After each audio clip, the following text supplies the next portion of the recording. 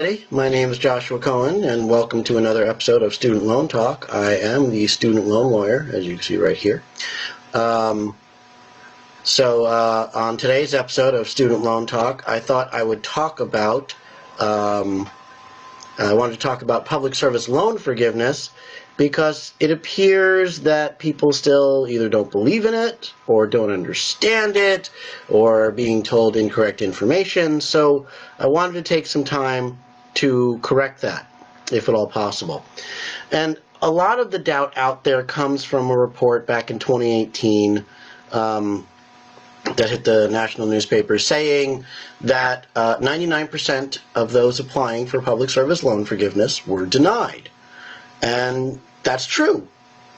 But what's more important is the data, not the results. The question is, why were they denied, and was it proper? And I can tell you, it was proper.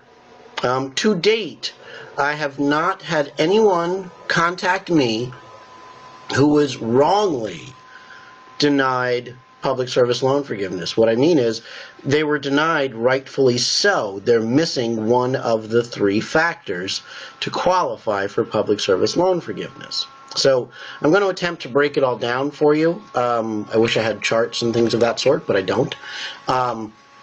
Also, as a reminder for house rules, feel free to comment in the comment section if you have a question. Even if it's not relevant to what we're talking about now, I'd be happy to get to it, if not now, eventually. But for now, I want to dive into public service loan forgiveness because I'm seeing too many people lose faith in it, and it's silly. So, public service loan forgiveness, PSLF. It was enacted in 2009, part of the Obama administration. Confusing. Public service loan forgiveness came out in 2007 under the George Bush administration.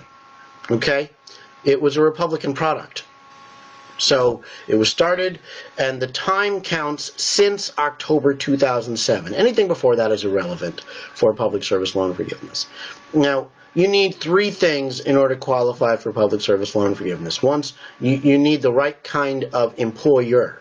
It doesn't necessarily matter what you do, it matters what your employer is. Is your employer a government entity, such as either a federal government, the United States, a state government? Is it a town government, a county government, things of that sort? And so, one, you need the right kind of employer. You have to be a W-2 employee. You can't go volunteer for Habitat for Humanity and have that count. You have to be a W-2. Even if you own the nonprofit, you've got to be on payroll as a W-2. Okay?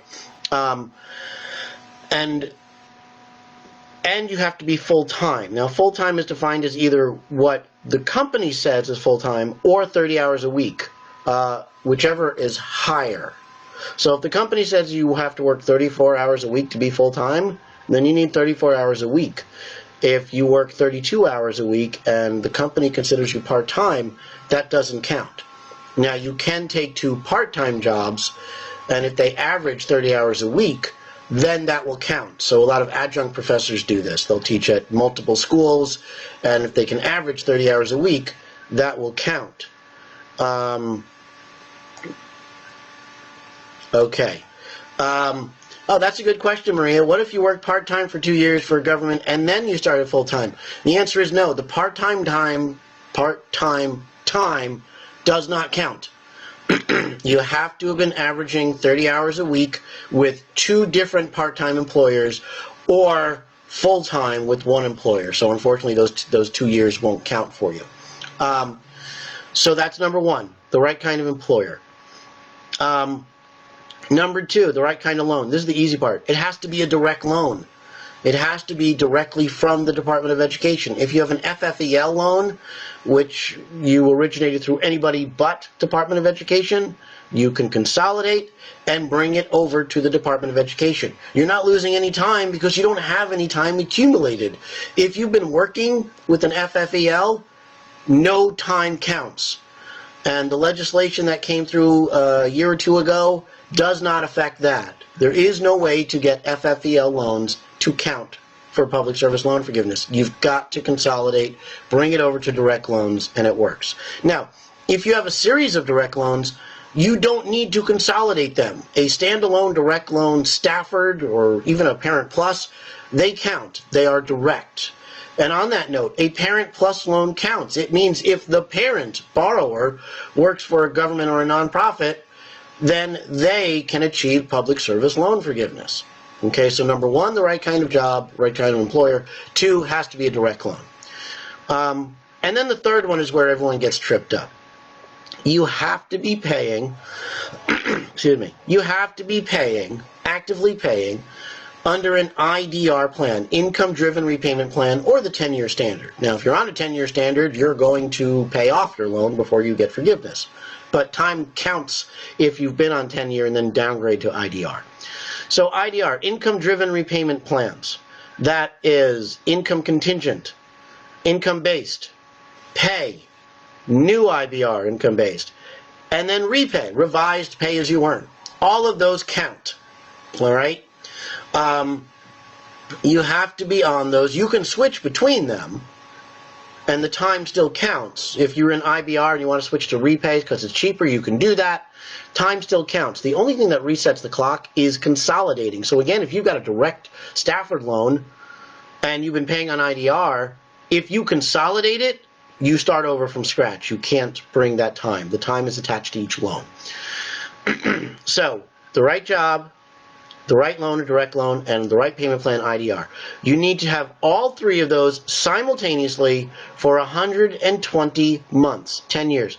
They do not need to be consecutive. You can do 5 years of nonprofit work and then go work for somebody else, a for-profit, and come back. And when you come back to the nonprofit world or government, you continue from where you left off. Again, the only thing that resets the clock is consolidating the loan. Even defaulting doesn't wipe the clock clean. How you get out of default will change it. If you defaulted and already had time, you can't consolidate out of default. You'll start over. If you rehabilitate, that clock is still running. So somebody asks, how can you consolidate into a direct loan?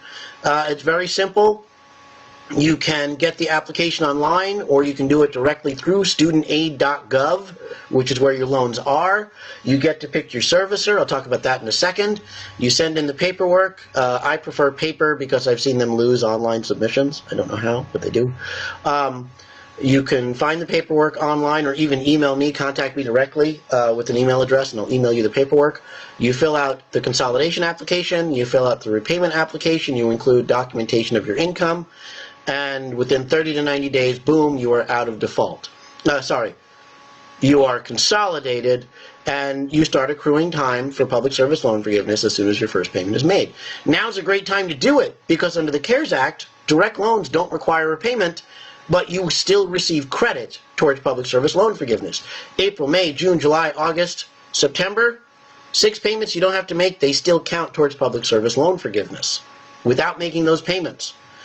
And for those of you who say, oh, I'm afraid they'll screw it up, they're not. And if they do, I'm here, and there are plenty of other attorneys that do this kind of work. Class action will fix that. I don't have any qualms or questions that they're going to screw this up. I just don't see it. So, right job, right loan, right payment plan. 120 months. Now, let's go back to that report that 99% of people were denied. I'll tell you why. This is not a program you enroll in.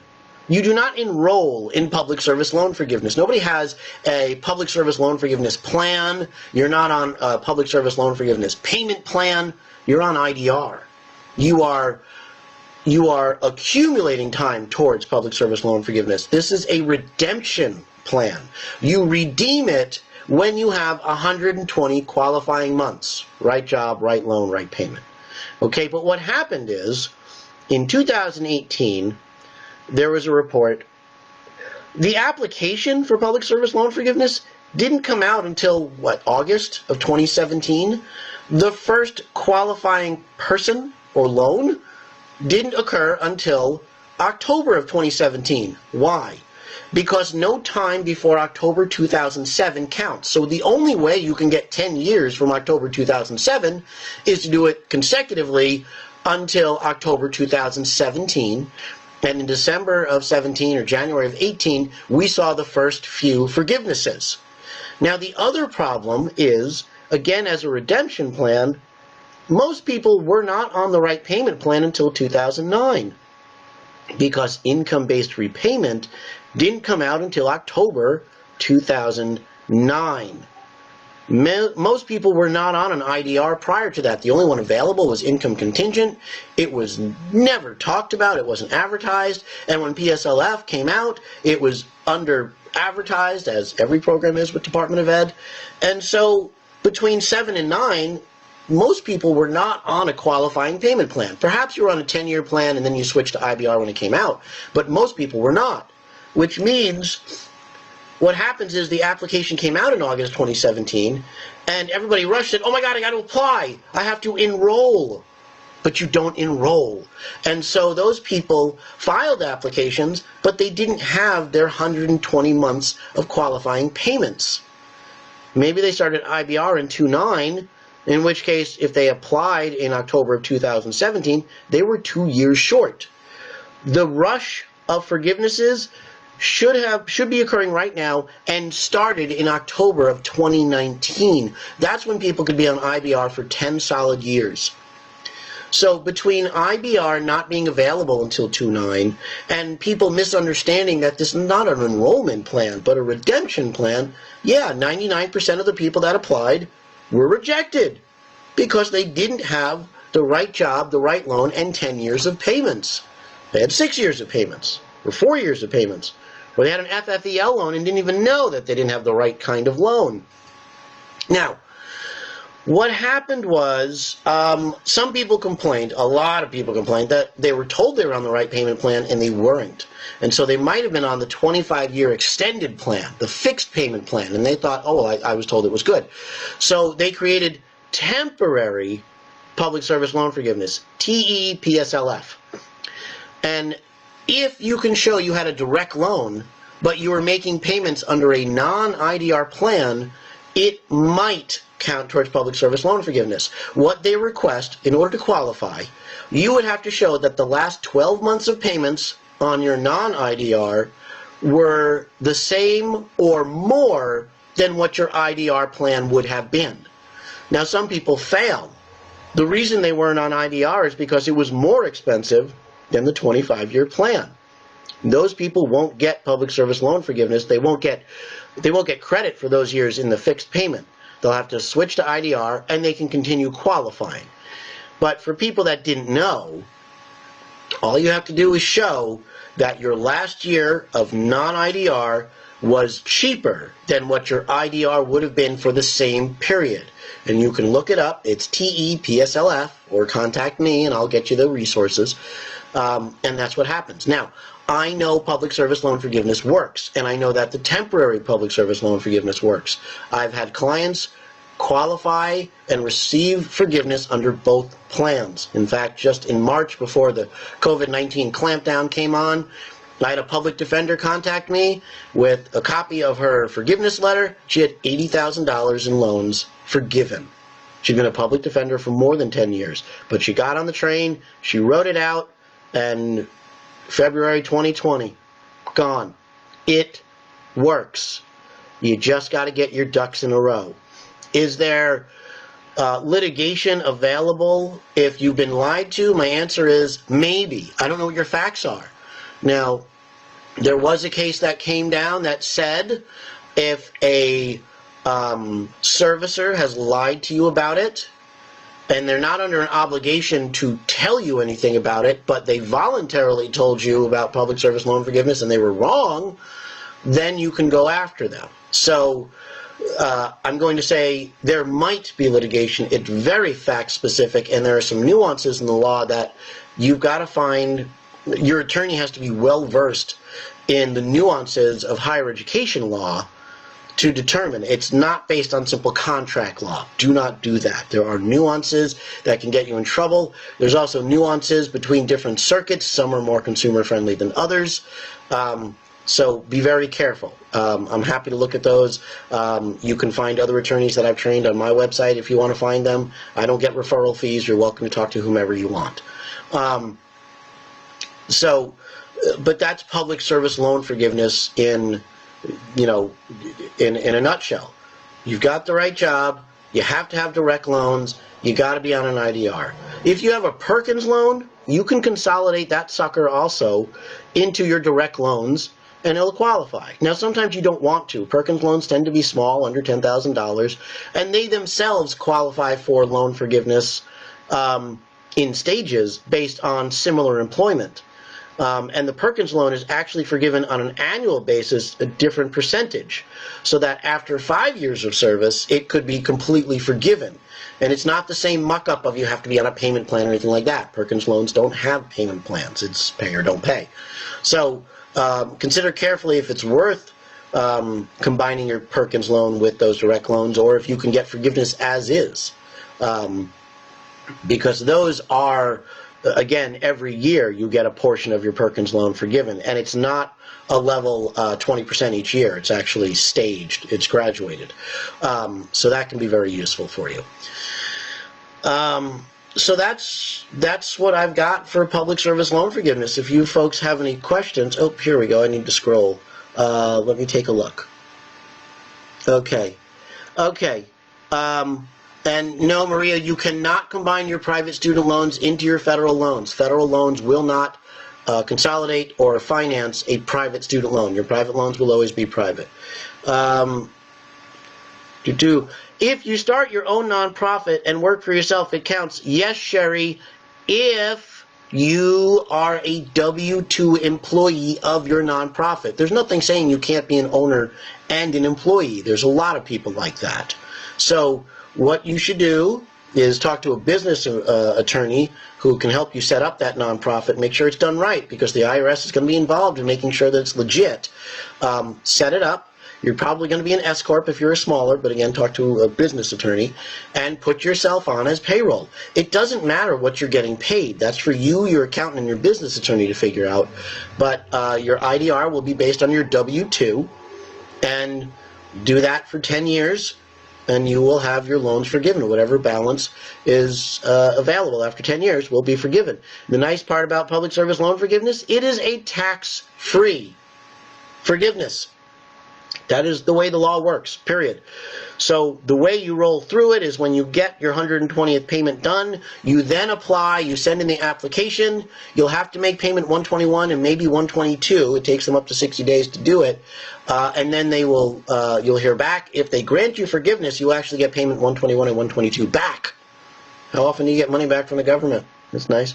One other thing I want to mention is the employer certification form. Now, this is a form that came out in 2012. It is a form you fill out the top, you give it to your HR department, they fill out the rest, and what they're doing is, one, verifying that you're employed there as a full-time employee, and two, that they are either a government, a nonprofit 501c3, only C3s qualify, or some not-for-profit public services. Ambulance services are a good example of this, and there's actually a list on the application to see what does and doesn't qualify. So the employer certification form gets filled out and it gets sent in, and under the law, you only need to do it once per employer. However, let's talk about Fed loan. Fed loan servicing, which is Pennsylvania Higher Education, it's a DBA. Fed loan servicing is charged with tracking public service loan forgiveness. They don't qualify you or disqualify you. They simply track your payments. Now, they only track them 12 months at a time based on you submitting your public service loan forgiveness, your employer certification form. So Fed loan requires you to file it with them every 12 months, annually. And their excuse is, well, we don't know if you left, so we're not going to track it outside of a 12-month period. They want an employer certification every 12 months, and they will track you for 12 months. Now, this is a bit hairy because, again, the form didn't come out till 2012, and nobody was tracking before 2012. Okay, there's two takeaways here. You do not have to have Fed loan as your servicer to qualify for public service loan forgiveness. You do not have to have Fed loan track your payments to qualify. And if for some reason you don't want to be with Fed loan, you don't have to be. When you do a consolidation, you get to pick your servicer. And there's 9 of them. And I'm not going to tell you good and bad between them. You can figure that out on your own. If you choose not to consolidate with Fed Loan and you go with Navient, or as an example, now these are servicers. Your loan is still with Department of Ed. It's just who's going to send you a bill. If you choose someone else, you still qualify for public service loan forgiveness. It's just they're not tracking it. If you send in an employer certification form, that will automatically transfer your servicing to Fed Loan. Your loan is still a direct loan with Department of Ed. Your servicing transfers to Fed Loan. They'll track you for 12 months, and then they'll ask you to do it again. If you don't, they won't track you, but you still qualify for public service loan forgiveness. Fed Loan is quite often wrong on the number of payments. Sometimes they receive records from other servicers that are not recorded correctly, so you may have to do a dispute letter. I've been involved in a few of those. Most of the time they get it fixed, and the payments count. And really what's at issue is when you get to the end, year 10, and you apply, Department of Ed reviews it from all of your servicers since 2007, and as long as you've got your 10 years of payments, right job with the employer certification and a direct loan, your loan will be forgiven, period. Okay. So that is public service loan forgiveness. You don't need to be with Fed Loan, but Fed Loan will track it. You can see the tracking on studentaid.gov, and that's where you'll see all of your federal loans, but you will see the tracking there. Now, don't have a heart attack if they say they only have 12 loans and yet you've been making 5 years of payments. If you have 12 payments but you've made 60, you can always write to Fed Loan and say, hey, can you track this again and see what's going on? They will do it. And they do what they can. Remember, everyone's working on a skeleton crew. We're slowly opening up, and so we're getting more staff members. It could take them up to 60 days to track it for you. Okay. Someone asks, do I take phone calls?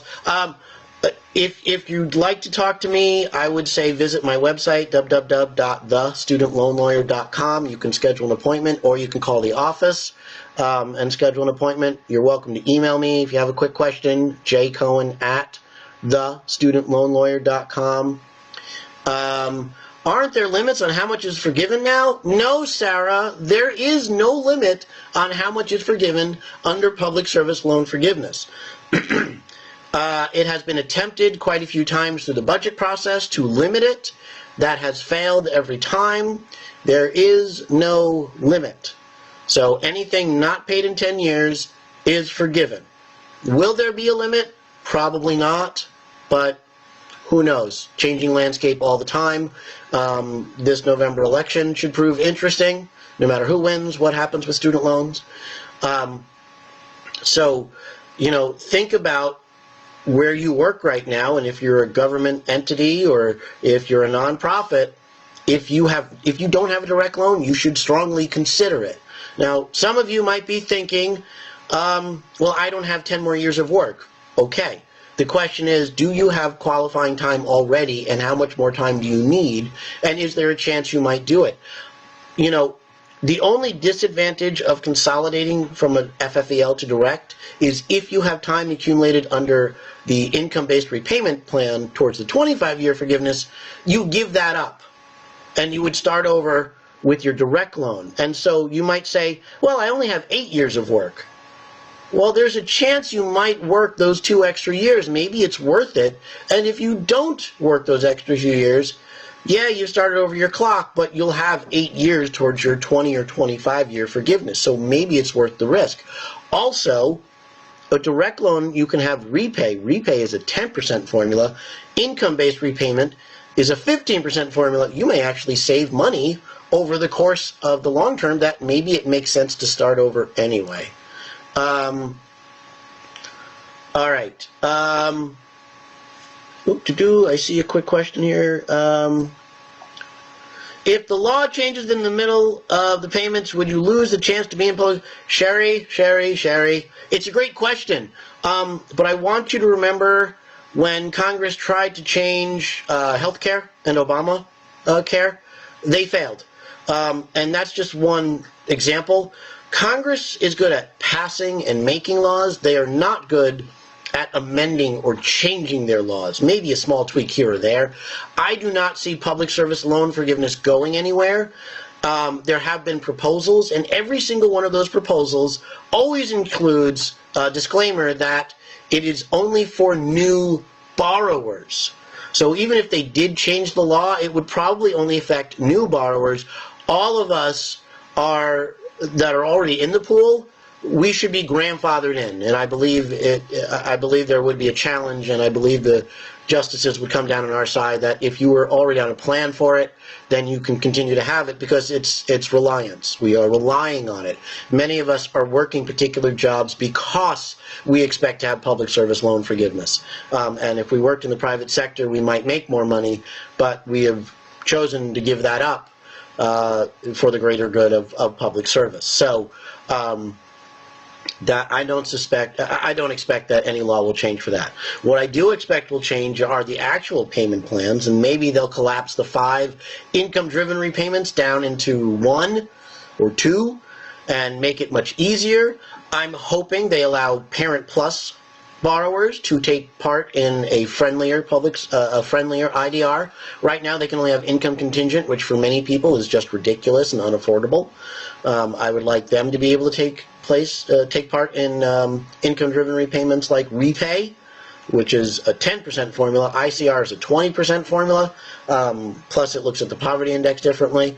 So you can imagine it's just it's a nightmare. That's just what it can be for a Parent Plus loan. Now, something else that I did not read the full information about it, but I have heard that there is legislation being introduced that would allow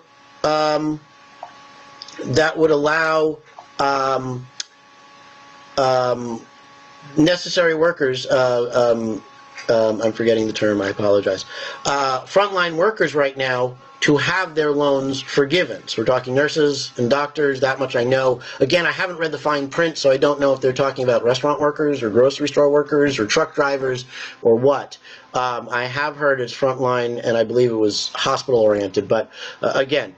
So the point is, there is some legislation out there that's starting to move. Now, there are some people that are very upset about this because, what about me? Just because I can't work or I'm not an essential worker, that's the word, just because I'm an essential worker doesn't mean that I'm chopped liver and I shouldn't get my loans forgiven. I hope you can find the silver lining here, that if Congress is willing to open up to the idea of student loan forgiveness, that's, to me, is a crack in the dam. It's getting the crowbar into that crack and popping it open so that we can discuss it for other folks.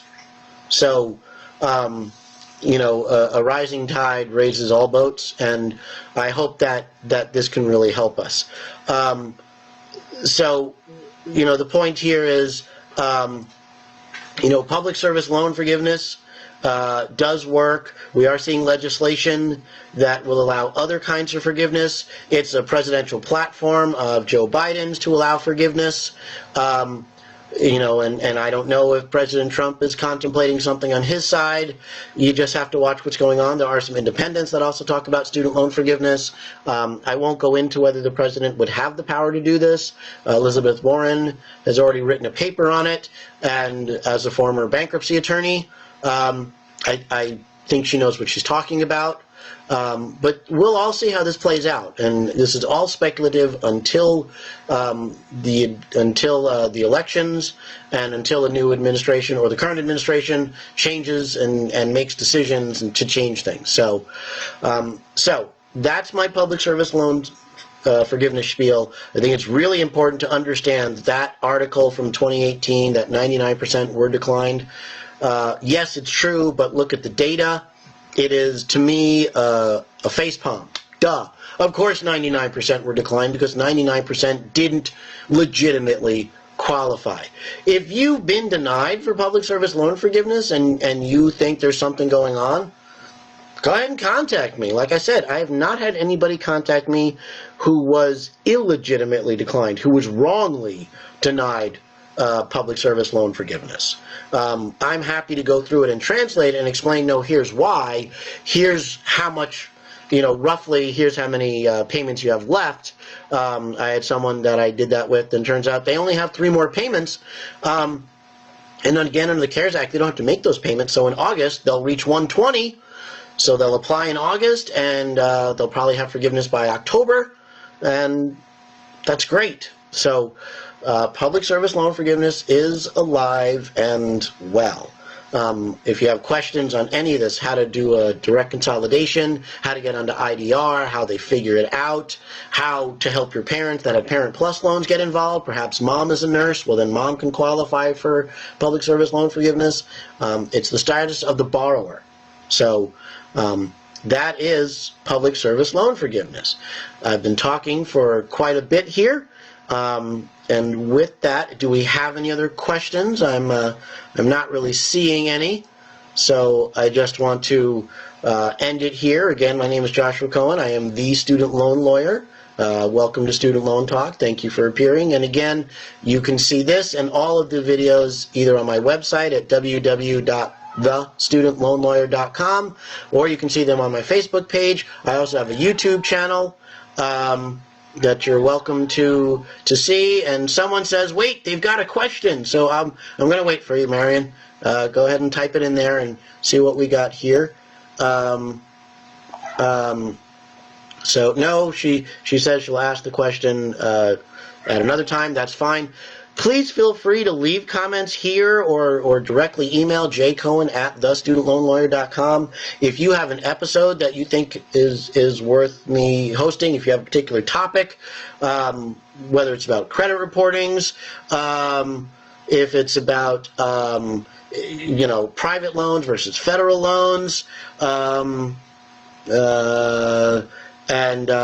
things of that sort, please feel free to suggest that. Marion, you have a problem with this question. If the loan is with the Attorney General, that tells me it's not a federal loan, it's a private loan. The Attorney General does not handle federal loans for anybody. So it sounds like it's a private loan, but on the off chance that it's an FFEL loan, then you can simply do a consolidation, and it would be covered by the CARES Act once it's consolidated. It sounds like you should probably email me some details, because again, I've never seen the Attorney General get involved in federal student loans. That is a big sign that it's a private loan, or it might even be a state loan, which again is not federal. So that's something that we should look at the details for. And if it is indeed a private loan, there is no way to have it covered by the CARES Act, but you could potentially reach out to the Attorney General to find out if they're doing any protections now during the CARES Act, and perhaps get into some kind of deal right now.